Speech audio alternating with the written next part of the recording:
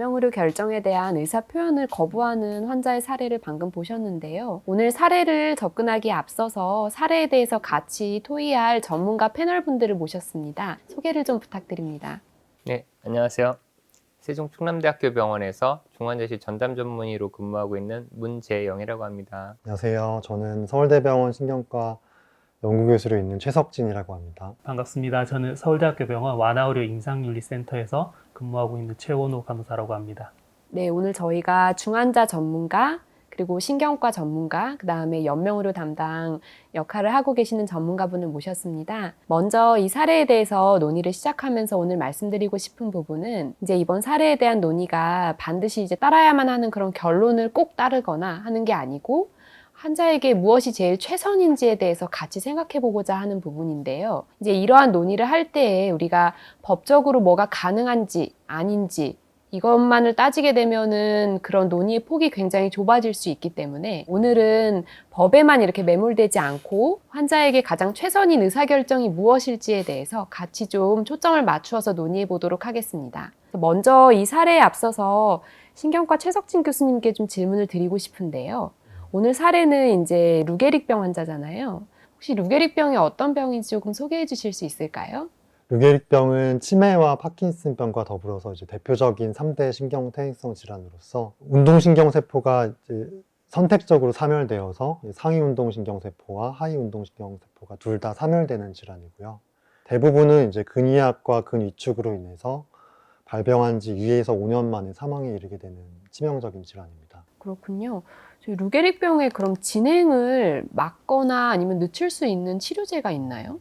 루게릭병 환자들은 대표적으로 많이 사용되고 있는 약제는 릴루졸이라는 약제하고 에다라본이라는 두 가지 약제를 사용하고 있긴 한데 최근에는 줄기세포 치료제도 이제 일부 사용하는 분들도 있긴 합니다. 모든 치료제가 이제 질병의 진행을 억제하거나 막지는 못하고 치료를 받는다고 하더라도 지속적으로 나빠지는 거는 이제 동일하고 나빠지는 속도를 조금 이제 지연시키는 정도에 불과하고요.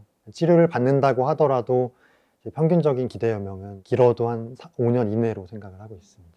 대부분은 이제 뭐 보존적인 치료를 위주로 받게 됩니다. 그런 보존적인 치료가 어떤 것들이 있나요? 중요하게는 이제 구마비가 진행되는 환자의 경우에는 위루술에 대한 이제 이슈가 있고 호흡곤란이 심해질 경우에 이제 비침습적인 양압 환기 이 두 가지가 이제 치료에 있어서는 가장 중요한 단계라고 이제 생각을 하고 있습니다. 루게릭병 환자들은 호흡근이 위약이 생기면서 숨이 차는 것이기 때문에 똑바로 누워있지를 못하고 누워있으면 숨이 차다. 나는 아침에 일어났을 때 머리가 띵하다. 자다가 자주 깬다. 똑바로 누워서 자지를 못하고 옆으로 누워서 잠을 자게 된다. 이러한 증상들을 먼저 호소하는 경우들이 많습니다. 결국은 루게릭병 환자들이 좀 편안하게 지내기 위해서는 그런 치료들을 어떻게 해야 될지 이런 의사결정을 하는 것들이 치료 과정 중에 중요하겠네요. 네. 그 많은 신경과 질환을 가진 환자분들이 병이 많이 진행하게 되면은 본인이 그런 의사 표현을 하는 것들이 좀 어려워지는 걸로 알고 있는데요. 루게릭병 환자들은 보통 어떤가요? 루게릭병의 경우에는 전체 환자의 20에서 30% 정도는 구마비부터 증상이 시작되고요. 구마비라고 하면 본인이 이제 의사결정을 할 수 있는 능력은 보존이 되는데 그 표현하는 근육의 이제 기능이 떨어지기 때문에 발음을 알아듣기 힘들고 이래서 그런 의사소통에 장애가 되는 경우가 흔하고요. 팔이나 다리 힘부터 먼저 빠지는 나머지 60에서 70%의 환자들도 진행이 되면서 구마비 증상이 생기기 때문에 의사표현에 장애가 생기는 경우가 많습니다.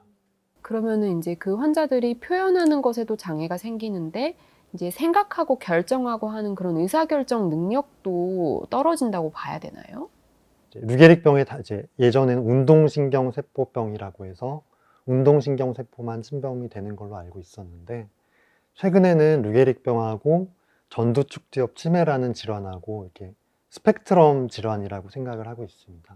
그래서 국내 환자의 경우에는 외국에 비해서 인지기능 저하의 빈도가 약간 낮기는 하지만 전체 환자의 30% 정도는 인지기능 저하가 동반되는 걸로 생각을 하고 있고 그 중에서도 한 10에서 15% 정도의 환자는 전두축적 치매의 진단 기준까지 만족을 하는 걸로 저희가 생각을 하고 있습니다.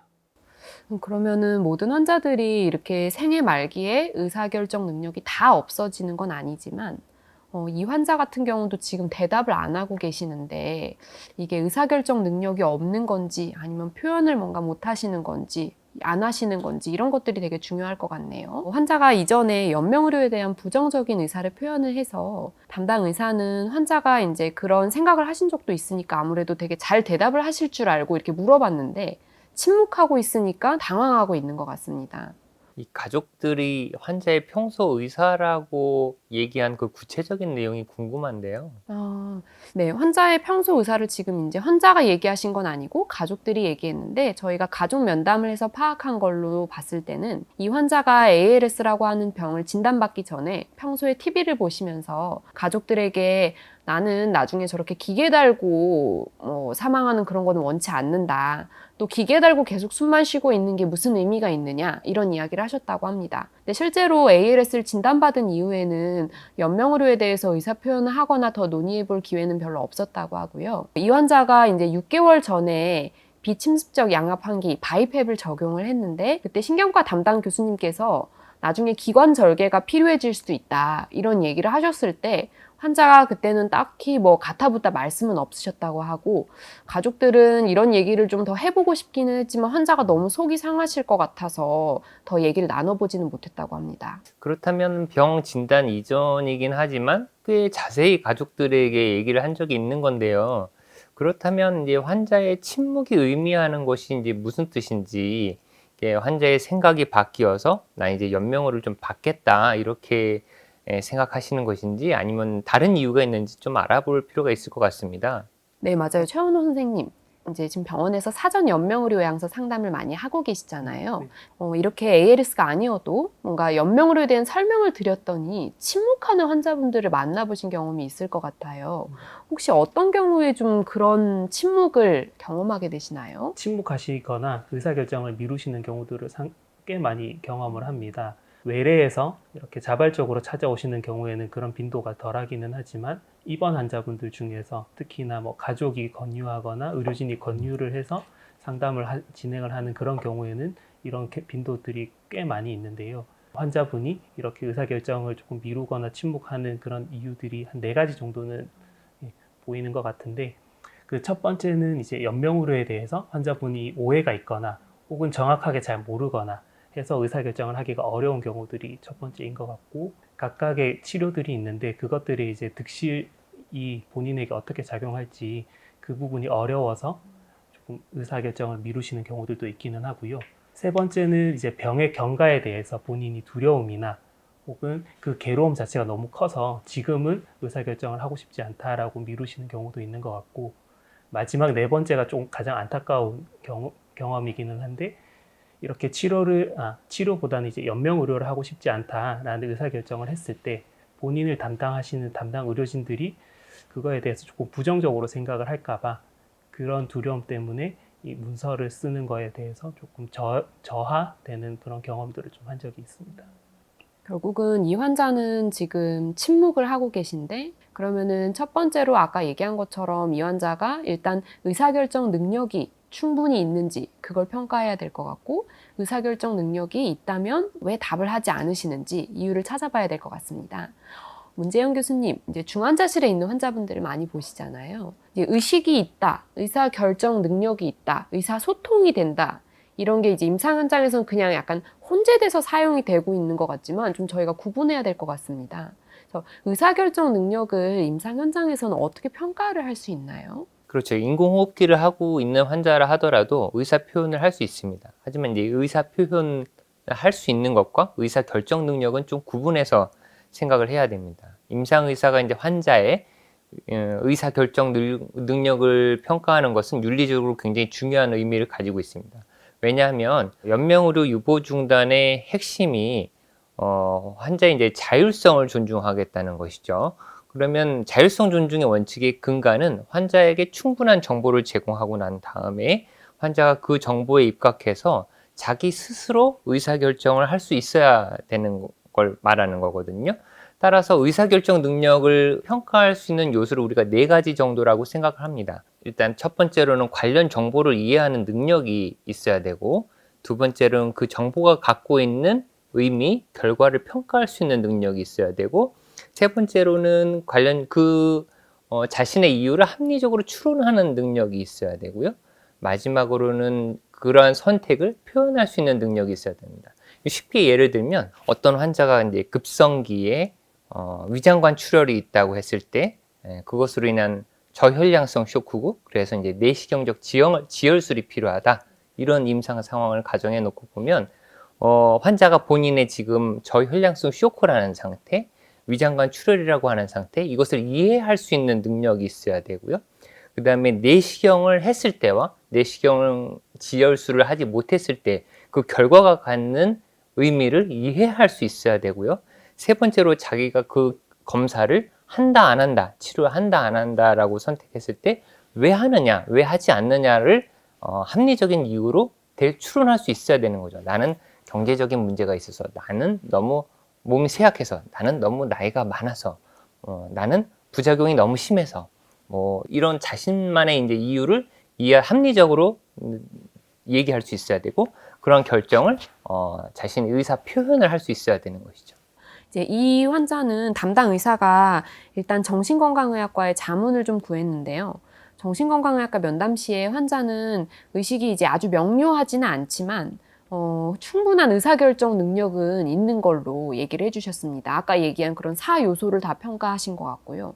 근데 최근에 갑작스럽게 악화된 그런 신체 증상 때문에 환자가 좀 많이 혼란스러워하고 있고 환자가 잠도 못 주무시고 몸이 너무 힘들다 보니까 특히 이런 거를 이제 결정하고 표현하는 것들은 되게 어려워하시는 상황인 것 같다고 의견을 주셨습니다. 그래서 이 환자에게 좀 충분한 수면과 안정을 취할 수 있게 하면서 최근에 악화된 호흡곤란을 적극적으로 조절을 해주면 훨씬 더 결정을 하는 것이나 추후의 면담에 도움이 많이 될 것 같다고 의견을 주셨습니다. 사실 그 적극적인 안정이나 휴식이라는 게 표현하기는 좋은 표현이지만 실제로 그렇게 안정을 취하다 보면은 이산화탄소가 쌓이면서 더욱 상태가 악화되는 경우들도 있고 그래서 그 마스크 환기를 통해서 비침습적인 양압 환기를 적용을 하게 되는데 그 마스크를 너무 꽉 조이다 보면은 욕창이 생긴다거나 그것으로 인한 고통을 너무 호소하는 그런 경험들도 있습니다. 그렇게 점점 더 악화가 되다가 결국에는 인투베이션, 기관 삭관을 하는 그런 경험들을 여러 차례 경험을 한 적이 있기는 합니다. 이 환자에서는 이번 같은 이런 급성기 상황이 되기 전에 조금 더 이른 시점에 논의를 하는 게 조금 더 중요한 요소가 아닐까 생각을 합니다. 최석진 교수님, 이제 이 환자는 기관 절개술에 대해서는 6개월 전에 비침습적 양압 환기를 적용할 때 한 차례 설명을 하신 것 같지만 연명의료 논의는 이루어지지 않은 것 같은데요. 담당 의사는 지금 이 상태에서는 말기로 판단을 하고 계신 것 같습니다. 어떤 경우에 이제 말기로 판단하고 루게릭병 환자들이 어떻게 이제 말기 임종기에 이르게 되는지 이런 경과에 대해서 좀 설명해 주시겠습니까? 루게릭병 환자의 이제 가장 흔한 사망 원인은 호흡근 위약으로 인한 호흡부전으로 이제 알려져 있고요. 초기에는 바이헵을 사용을 하다가 이제 비침습적인 양압환기로 버티지 못할 경우에는 기관절개술로 이제 넘어가게 됩니다. 보통은 기관절개술을 적절한 시점에 받지 못하면은 이제 뇌손상까지 받게 되는 일들이 생길 수가 있고요. 거의 대부분의 환자들은 이제 한번 기관절개술 이전에 이제 인투베이션을 하게 되면은 익스투베이션을 하려고 시도는 하지만 거의 익스투베이션에 이르는 경우는 거의 이제 드문 것 같습니다. 어느 시점이 말기이냐에 대해서는 신경과 의사들 사이에도 이제 컨센서스가 잘 이루어진 것은 아니지만 대한의학계 지침에서 이제 다루는 것처럼 병의 진행에 따른 호흡부전으로 인해서 기관절개술과 같은 침습적인 방법이 필요한 상황, 그리고 이제 완화 치료에도 불구하고 이제 팔다리 위약이나 궁합이가 진행하고 의사소통이 어려워질 때 24시간 이제 보호자에게 하게 되는 상황이 올 때 말기라고 이제 판단을 할 수 있지 않을까라고 조심스럽게 이제 의견을 드려볼 수가 있을 것 같습니다. 네, 이제 루게릭병 환자들에서 기관절개술이라고 하는 것이 굉장히 좀 중요한 그런 의사결정 중에 하나일 것 같은데요. 이런 논의를 하는 것도 연명의료에 대한 논의와 함께 이제 같이 이루어져야 되는 부분일 것 같습니다. 저희가 기관절개술이 좀 또 생소하기도 해서 아마 문재윤 교수님이 중환자실에서 이런 기관절개술을 하시기도 하고 많은 환자들을 경험하실 텐데 기관절개술이라는 게 어떠한 그런 과정을 통해서 이루어지고 어떤 경우에 고려하게 되는지 득실이 어떠한지 이런 걸 좀 간단히 소개해 주시면 좋겠습니다. 먼저 기관 절개술이라고 하는 걸 잠깐 소개해드리면 우리 몸의 혀 뒤에서부터 해서 이렇게 기도가 있습니다. 이 기도가 이제 폐까지 연결이 되어 있고 그것을 통해서 이제 들숨과 날숨으로 산소, 이산화탄소 교환을 할 수 있도록 공기가 지나가는 통로 역할을 해주는 파이프죠. 기관 절개술은 요 앞에 우리가 몸에 이렇게 손가락으로 이제 만져지는 부분이 있지 않습니까?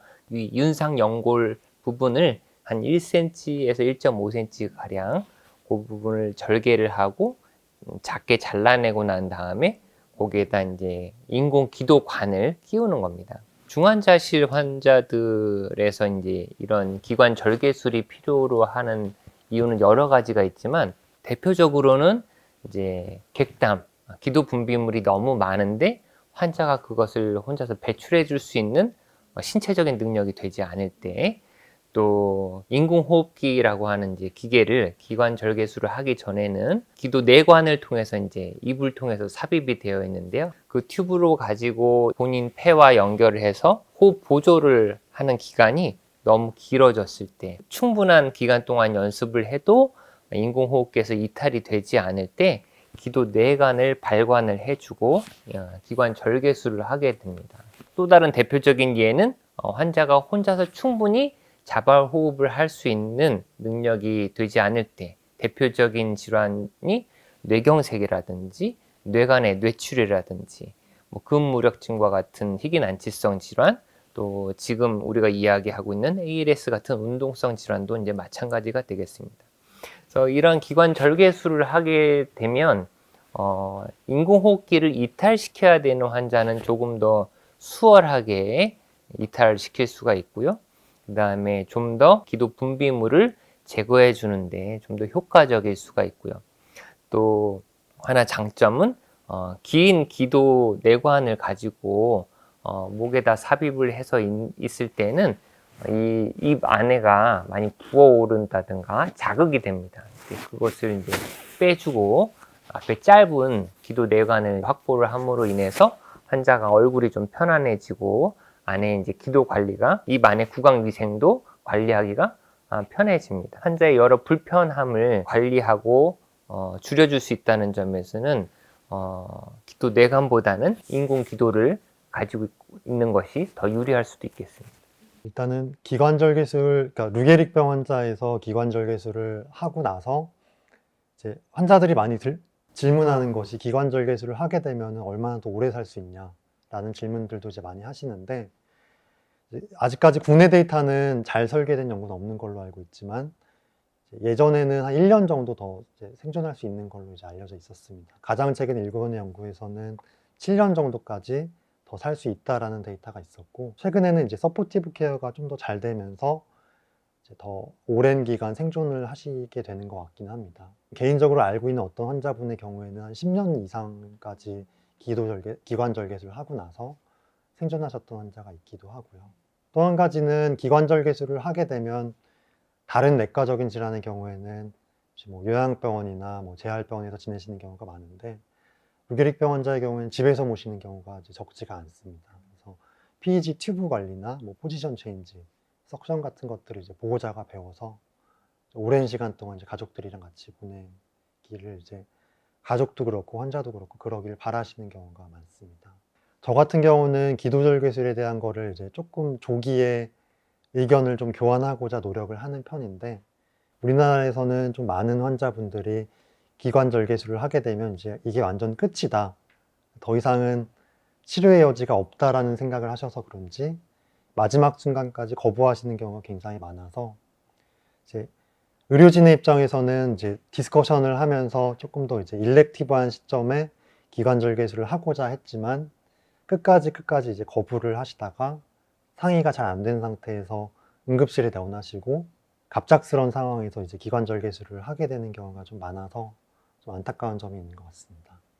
그러면은 결국 루게릭병 환자들에서는 기관절개술을 했을 때와 안 했을 때 그런 삶의 모습이나 패턴이나 여러 가지가 많이 달라질 것 같은데요. 이제 이런 부분들을 아마 신경과 선생님들께서 사전 돌봄 계획을 세우실 때 고려해서 이제 같이 논의를 하셔야 될 것 같습니다. 근데 이제 신경과 선생님들께서 실제로 사전 돌봄 계획 세우시고 하는 것들이 쉽지 않은 일이라고 이야기를 아까 해주셨는데요. 어떤 점이 좀 제일 어려우신가요? 루게릭병 환자에서 기관절개술을 반드시 해야 하는가, 하라고 이제 강력하게 권고를 할 것인가에 대해서 이제 보호자나 환자랑 논의를 할 때 굉장히 이제 고민되는 부분이 많습니다. 실제로 아까 앞서에서도 이제 말씀드렸다시피 전체 환자의 한 30% 정도는 인지기능 저하도 동반되기 때문에 환자가 의사표현을 이제 노라고 했을 때 충분히 이제 고민을 해보고 내린 이성적인 결정인지, 아니면 이제 그 순간에 힘드니까 이제 내려버린 이제 충동적인 결정일 수도 있을 것이고, 외래에서는 이런 결정들을 이제 충분히 논의하기가 좀 어려운 측면들도 있습니다. 의사가 생각하는 삶의 질과 환자가 생각하는 생활, 그리고 보호자가 생각하는 것들의 또 괴리도 있기 때문에, 어떤 경우에는 의사는 이제 그래도 기관절개술을 하고 바이헵에 이제 유지를 하는 게 좀 더 낫다라고 생각을 하지만, 다른 경우에는 또 어떤 환자분들은 목에 구멍을 뚫는 거는 이제 그렇게 사는 것은 큰 의미가 없다라고 생각을 하시는 경우도 있기 때문에 이제 가치관의 차이가 좀 있는 것 같습니다. 이 사례에서 의료진은 어떤 입장인지 혹시 더 설명해 주실 수 있나요? 네, 다시 사례로 좀 돌아가 보면요. 이제 환자의 의학적 상태가 아까 얘기한 것처럼 담당 의사가 혼자 결정하기가 어려워서 다른 의사한테 사실 의견을 구해서 말기라고 이렇게 판단을 어렵게 하게 된 거고요. 그다음에 이제 다른 의사들과 같이 상의를 했을 때 이 환자는 아직은 임종 과정은 아니라고 생각을 했고, 다만 이 환자에게 기관 삽관과 인공호흡기를 적용하지 않는다면 아마 조만간 임종 과정에 이르게 될 것이다. 이렇게 생각을 했습니다. 그리고 아까 얘기한 것처럼 기관 절개에 대한 의료진의 생각도 사실 중요할 텐데, 이 담당 의사는 한 번 이전에 설명을 한 적도 있고, 환자가 만약에 정말 충분히 이해하고 그런데도 불구하고 절대로 이제 이거는 원치 않는다, 내가 생각하는 것과는 너무 다르다라고 해서 그렇게 얘기를 한다면 이거를 환자의 뜻에 반해서까지 억지로 시행을 할 거냐, 그렇게는 생각하지 않는다고 합니다. 다만 환자가 잘 그런 득실에 대해서 아직 결정하기는 어려워하시는 상황에서 그래도 적극적으로 생명을 유지하는 방향을 원한다면 적어도 이게 더 늦지 않게 차라리 빨리 기관 삽관과 인공호흡기를 하고 조기 기관 절개를 하는 게 환자에게는 더 나은 아웃컴이 아니겠는가라고 생각을 하고 있는 것 같습니다. 문재영 교수님께 좀 여쭤보고 싶은 부분인데요. 아까 얘기했듯이 의료진, 환자, 가족이 생각하는 것이 다 다를 수가 있는데, 실제로 이런 환자분들이 중환자실에서 인공호흡기를 시행하고 나서 기관 삽관을 하고 기관 절개를 고려하게 될 때 가족과 논의하게 되는 경우가 많을 것 같습니다. 근데 지금 이 환자의 가족분들은 우리는 사실 환자 뜻을 가장 존중하고 환자가 생각하는 방향대로 해주고 싶다라고 하시긴 하지만, 실제로 가족과 의사결정을 할 때 혹은 가족에게만 의사결정을 맡길 때 생길 수 있는 문제들이 있을 것 같은데요. 어떤 게 좀 있을까요? 네, 그렇죠. 종종 문제에 부딪히기도 합니다. 왜냐하면 이제 가족이 환자의 의사나 가치관을 정확하게 모르거나 또는 충분하게 대변하지 못하는 경우도 있을 수 있기 때문입니다. 이를 좀 어려운 말로 대리의사 표준의 원칙이라고 하는데요. 담당 의료진이 환자 가족이 이 환자의 의사나 가치관을 잘 대변하고 있는지를 잘 살펴봐야 됩니다. 일부 가족들은 간병 기간이 길어지다 보면 경제적인 문제 때문에 환자 입장에서 그 의사결정을 내리기보다는 가족의 편의를 먼저 고려할 수도 있기 때문이죠. 물론 이제 가족의 의사를 환자 의사랑 비교해 봤을 때 전혀 가치가 없다, 이렇게 평가하는 것은 아닙니다. 우리가 지금 굉장히 여러 가지 많은 점들을 따져봤는데요. 이 환자처럼 이제 논의를 하기에 앞서서 좀 환자가 두려움이나 괴로움으로 침묵하고 있는 상황에서 이러한 환자를 돕기 위한 임종 돌봄, 완화적 돌봄, 이런 것들이 문제를 해결해 나갈 수 있는 하나의 방법이 되지 않을까 싶습니다. 사례로 조금 다시 돌아가서 아마 이 사례가 어떤 사례였는지 좀 궁금하실 것 같은데요.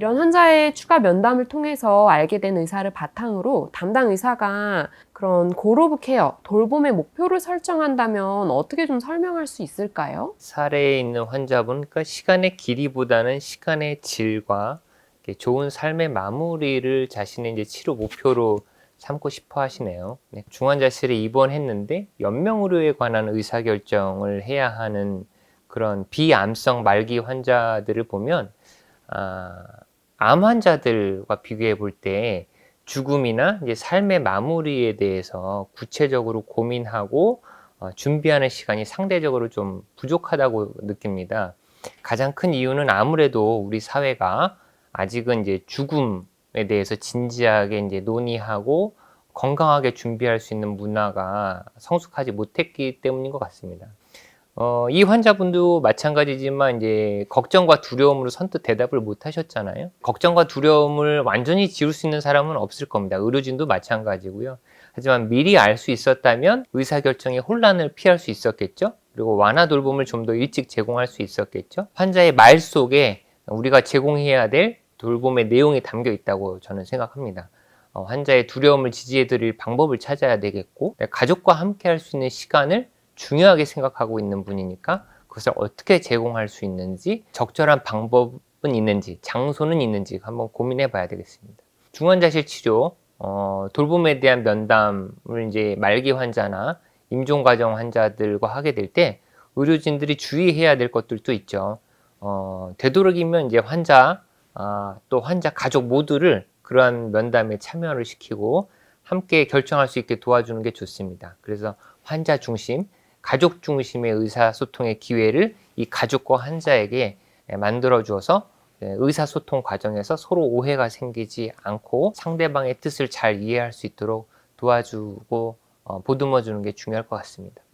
돌봄의 목표를 준비된 임종으로 이제 설정을 한다면 이제 침습적인 기관절 개술 이후에 인공호흡기 착용을 좀 뒤로 미루면서 서포티브 케어를 하면서 이제 환자가 바라는 임종 돌봄을 어떻게 구체화할 수 있을지 환자와 가족과 좀 논의하는 것들이 필요하다고 생각을 합니다. 사실 환자의 그 고로브 케어, 돌봄의 목표라는 게 환자가 현재 상황에서 충분하고 합리적인 의사결정을 하고 있는지, 그리고 환자가 평소에 중요하게 생각하는 뭐 가치나 삶의 방식이 잘 반영이 되는 그런 결정인지를 고려하는 게 중요할 것 같은데요. 환자의 자기 결정권을 존중해주기 위해서 환자에게 최선의 이익이 무엇인지를 함께 고민하고 탐색해 나가는 그 과정 자체가 되었으면 좋겠다라는 게 제 개인적인 생각이기는 합니다. 또한 이렇게 뭐 루게릭이나 호흡곤란이 있으셔서 바이헵을 하고 있으신 환자분들 같은 경우에 사전 연명의료 의향서나 연명의료 계획서는 환자 본인이 직접 서명을 하도록 되어 있는 그런 문서인데, 그거를 직접 구술로 표현을 못 하시거나 서명을 못 하시는 그런 경우에 한해서는 이렇게 설명을 하고 동의하는 과정을 영상으로 남겨서 그것을 서명으로 대신할 수 있는 그런 방법이 있을 것 같습니다.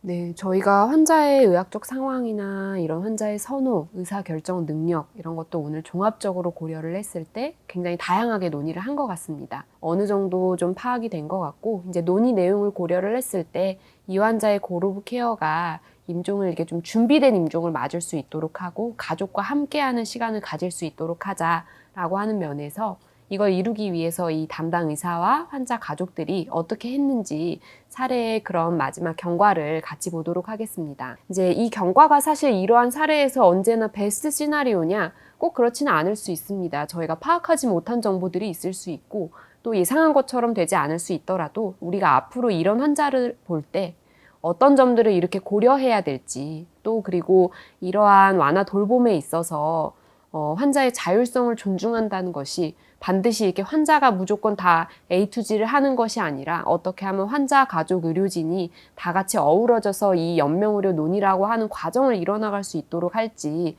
그런 부분에 대해서 생각을 해볼 수 있을 것 같습니다.